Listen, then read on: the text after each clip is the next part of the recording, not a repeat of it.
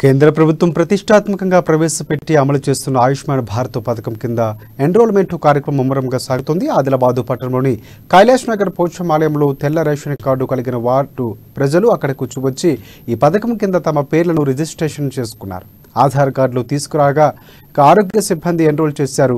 ఇక మొబైల్ ఫోన్కు వచ్చిన ఓటీపీ ఆధారంగా వారి వివరాలు ఆన్లైన్లో పొందుపరిచారు. అయితే సరిపడా సిబ్బంది లేకపోవడం మూలంగా ఈ ప్రక్రియను వేగవంతంగా నిర్వహించలేకపోతున్నామంటూ సంబంధిత కౌన్సిలర్ల అభ్యర్థన మేరకు ఆయా వార్డులో పర్యటించి ఈ ఎన్రోల్మెంట్ కార్యక్రమం చేపడుతున్నామని చెబుతున్నారు.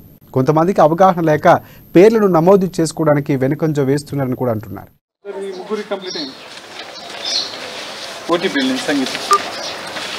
నేను చెప్పాను ఓటీపీ